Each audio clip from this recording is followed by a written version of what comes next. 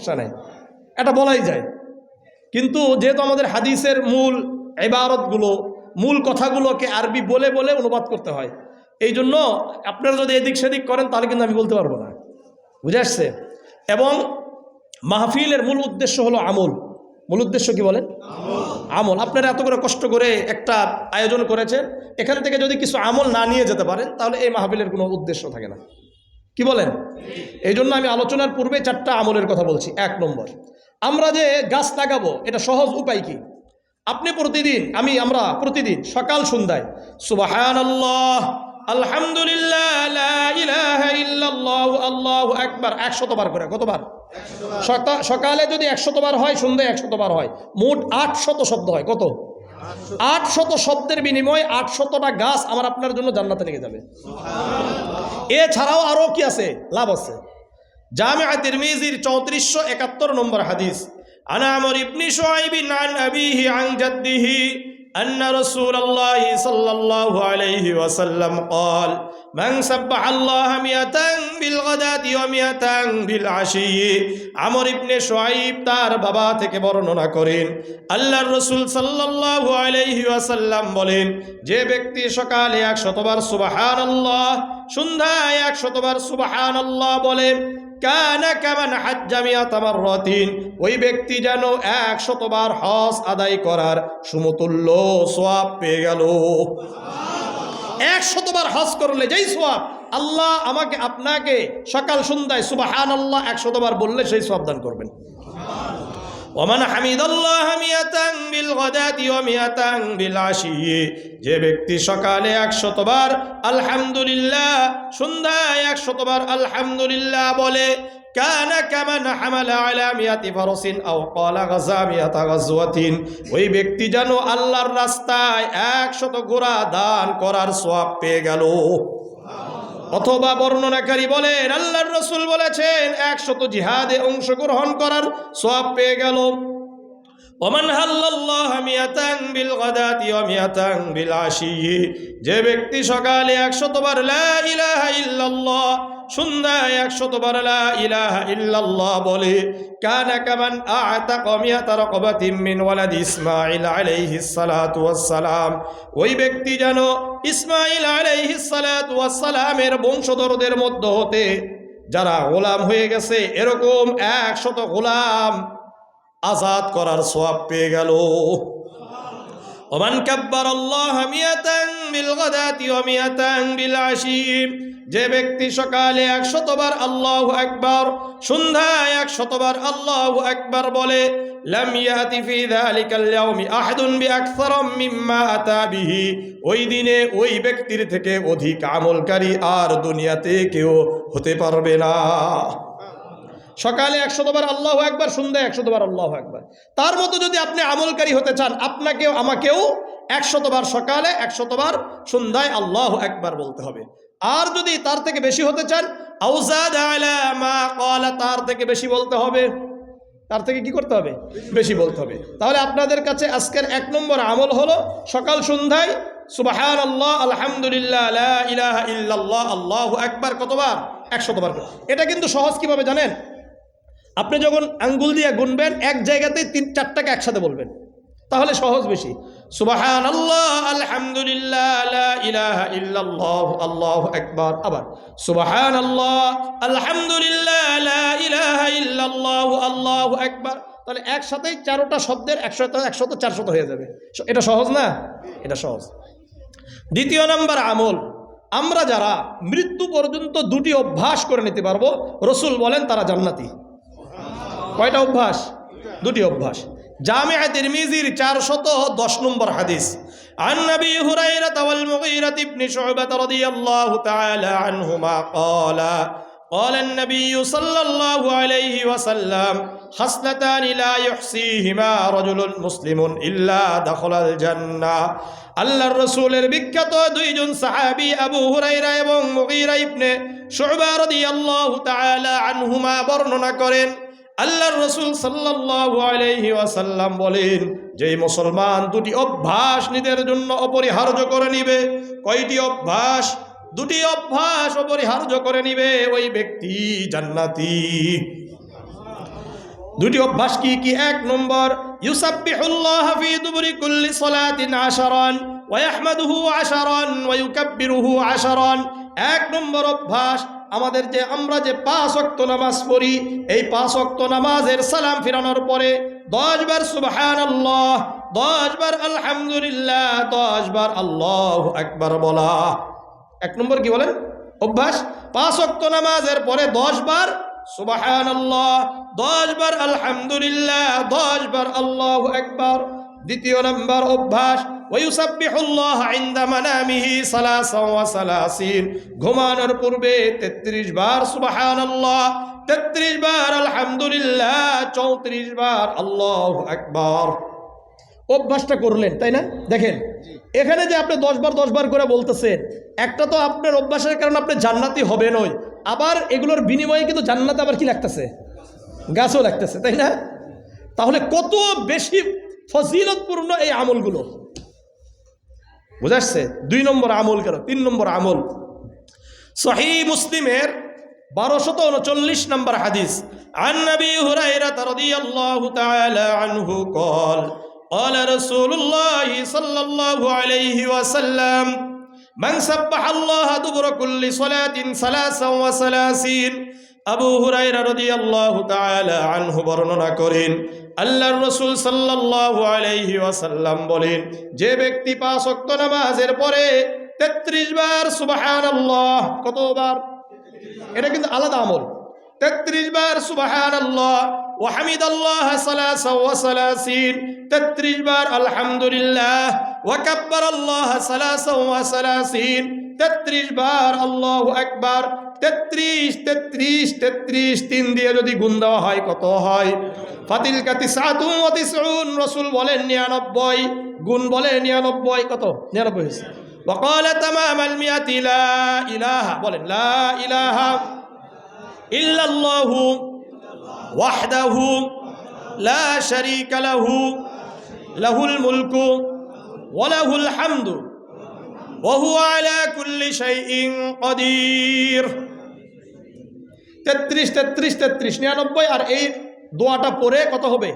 100 হবে। যদি আমরা 5 ওয়াক্ত নামাজের পরে এই আমলটা করি, রাসূল বলেন গফিরাত খাতায়াহু ওয়া ইন কানাত মিসলা জাবাদিল বাহার, ওই ব্যক্তির যদি গুনাহ সমুদ্রের ফেনা পরিমাণ হয়ে যায়, আল্লাহ ক্ষমা করে দিবেন।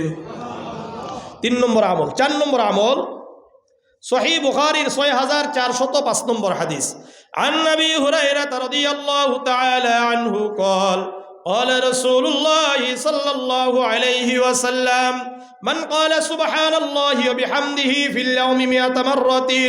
আবু হুরায়রা রাদিয়াল্লাহু তাআলা আনহু বর্ণনা করেন, আল্লাহর রাসূল সাল্লাল্লাহু আলাইহি ওয়াসাল্লাম বলেন, যে ব্যক্তি দিনে 100 বার সুবহানাল্লাহি ওয়া বিহামদিহি বলবে, কি বলবে? আবার বলেন কতবার? হুত্তাত খাতায়াহু ওয়া ইন কানাত মিসলা জাবাদিল বাহার, ওই ব্যক্তির যদি গুনাহ সমুদ্রের ফেনা পরিমাণ হয়ে যায়, আল্লাহ ক্ষমা করে দিবেন। তাহলে আপনাদেরকে কিন্তু আমি আজকে এখান থেকে কয়টা আমল দিলাম? 4টা। এটা যদি আগামীকাল থেকে আমাদের এখানকার, আমি মনে করি একজনও যদি শুরু করে, আমি মনে করি আমার ওখান থেকে আসা, আলোচনা করা, আপনাদের পুরা মাহফিলের আয়োজন করা, এটা হলো সার্থক। আর এখান থেকে ঠিক বেটিক বলে চলে গেলাম, ফজরের নামাজ নাই, কিচ্ছু নাই, আমল নাই, কিচ্ছু নাই, কোনো ফায়দা নাই। বুঝে আসছে? যারা ভিতরে আছেন আর যারা বাহিরে আছেন তারা কি সমান? সমান। সহিহ মুসলিমের 6748 নম্বর হাদিস, আন নবী হুরায়রা ওয়া আবি সাঈদ আল খুদরি রাদিয়াল্লাহু তাআলা আনহুমা আন্নাহুমা শাহিদা আলা নবী সাল্লাল্লাহু আলাইহি ওয়াসাল্লাম قال لا يقعد قوم يذكرون الله। আল্লাহর রাসূলের বিখ্যাত 2 জন সাহাবী আবু হুরায়রা এবং আবু সাঈদ খুদরি রাদিয়াল্লাহু তাআলা আনহুমা সাক্ষ্য প্রদান করেন, আল্লাহর রাসূল সাল্লাল্লাহু আলাইহি ওয়াসাল্লাম বলেন, যারা একমাত্র আল্লাহকে খুশি করার জন্য জিকিরের হালকায় আসে, আল্লাহ তাআলাকে যেখানে স্মরণ করা হয় ওইখানে বসে আল্লাহ রাব্বুল আলামিন যারা যতক্ষণ পর্যন্ত বসে থাকবে তাদেরকে নগদে 4টা পুরস্কার দান করবেন। আমরা এখানে যতক্ষণ পর্যন্ত বসবো 4টা পুরস্কার হবে। কয়টা? এক নম্বর, ইল্লা হাফাতহুমুল মালাইকা, যতক্ষণ পর্যন্ত আমরা বসে থাকবো আল্লাহর ফেরেশতারা আমাদেরকে বেষ্টন করে রাখবে। দুই নম্বর, ওয়াগশিয়াতহুমুর রাহমা, আল্লাহ তাআলার রহমত ঢেকে রাখবেন। তিন নম্বর, ওয়ানাযালাত আলাইহিমুস সাকিনা, আল্লাহর পক্ষ থেকে সাকিনা অবতীর্ণ হবে, শান্তি অবতীর্ণ হবে। চার নম্বর, ওয়াযাকারাহুমুল্লাহু ফী মান ইনদা, আল্লাহ রাব্বুল আলামিন আমাদেরকে নিয়ে ফেরেশতাদের মাজলিসে গর্ব করেন। তাহলে আমরা কি লাভবান হয়েছি না ক্ষতিগ্রস্ত হয়েছি? আলোচনা বেশিক্ষণ হবে না, কিন্তু শেষ পর্যন্ত যারা বসবেন তাদের জন্য একটা হাদিস বলি। মুসনাদে আহমাদের 12453 নম্বর হাদিস।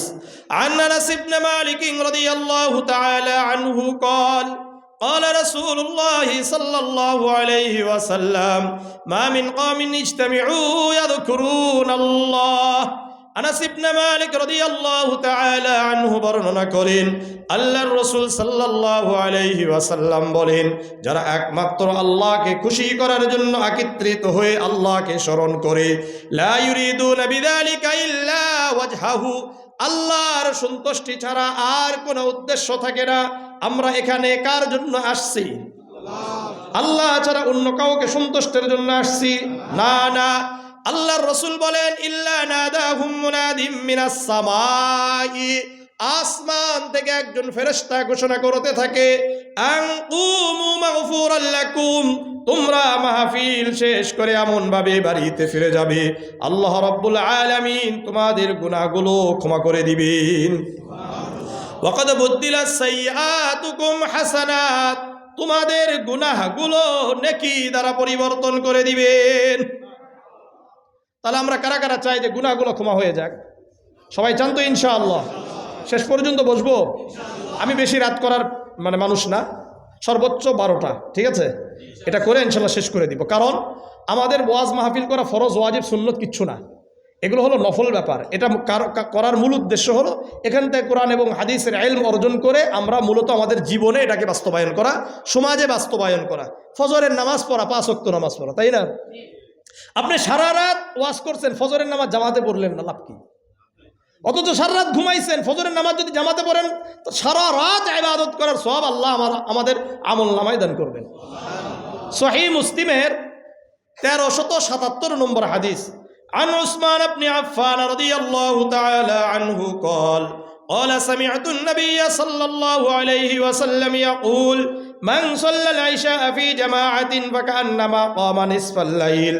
উসমান ইবনে আফফান রাদিয়াল্লাহু তাআলা আনহু বর্ণনা করেন, উনি বলেন, আমি আল্লাহর রাসূলকে বলতে শুনেছি, আল্লাহর রাসূল বলেন, যে ব্যক্তি ইশার নামাজ জামাতের সাথে আদায় করলো, ওই ব্যক্তি যেন অর্ধরাত্রি ইবাদত করার সওয়াব অর্জন করলো। আজকে আমরা যারা ইশার নামাজ জামাতে পড়েছি, অর্ধরাত ইবাদত করার সওয়াব পেয়ে গেছি। ওমান সাল্লাস সুবহা ফি জামাআতিন ফাকান্নামা সাল্লাল লাইলা কুল্লাহু, যে ব্যক্তি ফজরের নামাজ জামাতের সাথে আদায় করলো, ওই ব্যক্তি যেন সারা রাত ইবাদত করার সওয়াব পেয়ে গেল। এই জন্য ফজরের নামাজ কি কোথায় পড়তে হবে? জামাতে পড়তে হবে। যে ব্যক্তি ফজরের নামাজ পড়ে ওই ব্যক্তি আল্লাহ তাআলার দায়িত্বে চলে যায়। কার দায়িত্বে? জামিআ তিরমিজির 2164 নম্বর হাদিস। عن أبي هريرة رضي الله تعالى عنه قال رسول الله صلى الله عليه وسلم من صلى الصبح فهو في ذمة الله। আবু হুরায়রা রাদিয়াল্লাহু তাআলা আনহু বর্ণনা করেন, আল্লাহর রাসূল সাল্লাল্লাহু আলাইহি ওয়াসাল্লাম বলেন, যে ব্যক্তি ফজরের নামাজ আদায় করলো ওই ব্যক্তি আল্লাহর দায়িত্বে চলে গেল। কার দায়িত্বে? ফালা ইতবিআন্নাকুমুল্লাহু বিশাইইম মিন জিম্মাতিহি, রাসূল বলেন, যে ব্যক্তি আল্লাহর জিম্মাদারিতে চলে যায় ওই ব্যক্তিকে যদি কেউ কষ্ট দেয়, ওই ব্যক্তিকে স্বয়ং আল্লাহ অভিযুক্ত করে তাকে শাস্তি দিবে। বুঝে আসছে? আপনি মনে করবেন আমি ফজরের নামাজ পড়েছি, আপনারা কেউ যদি আমাকে কষ্ট দেন তাহলে আপনাদেরকে ধরবে কে? এই জন্য যারা ফজরের নামাজ পড়ে এদেরকে কষ্ট দেওয়া যায় না। দুনিয়া এবং দুনিয়ার মধ্যে যা আছে সমস্ত কিছু থেকে ফজরের 2 রাকাত নামাজ আল্লাহর কাছে অধিক প্রিয়। সহিহ মুসলিমের 725 নম্বর হাদিস। عن عائشة رضي الله تعالى عنها قالت قال النبي صلى الله عليه وسلم ركعت الفجر خير من الدنيا وما فيها আয়েশা রাদিয়াল্লাহু তাআলা আনহা বর্ণনা করেন আল্লাহর রাসূল সাল্লাল্লাহু আলাইহি ওয়াসাল্লাম বলেন ফজরের 2 রাকাত নামাজ দুনিয়া এবং দুনিয়ার মধ্যে যা কিছু আছে এর থেকেও আল্লাহর কাছে অধিক প্রিয়। এই জন্য ইনশাআল্লাহ আমরা কেউ কখনোই ফজরের নামাজ বাদ দিব না ইনশাআল্লাহ। কোরআনটা না রাখলে ভালো হয়, কারণ বারবার আমাদের তো ওই পাগুলো চলে যায়।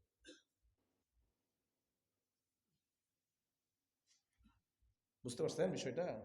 মানে আমাদের তো অনেক সময় পাটা কোথায় লাগে, হ্যাঁ মানে অজান্তেই লেগে যায়। আল্লাহ আমাদেরকে হেফাজত করেন, আল্লাহ আমাকে মাফ করে দেন, আল্লাহ অন্য যদি কারো হয়ে থাকে তাদেরকে আল্লাহ মাফ করে দেন। তাহলে ফজরের নামাজ পড়বো ইনশাআল্লাহ। আসেন আপনাদের কাছে বলি, রমাদান নিয়ে আলোচনা করব না শবে বরাত নিয়ে আলোচনা করব, কোনটা বলেন?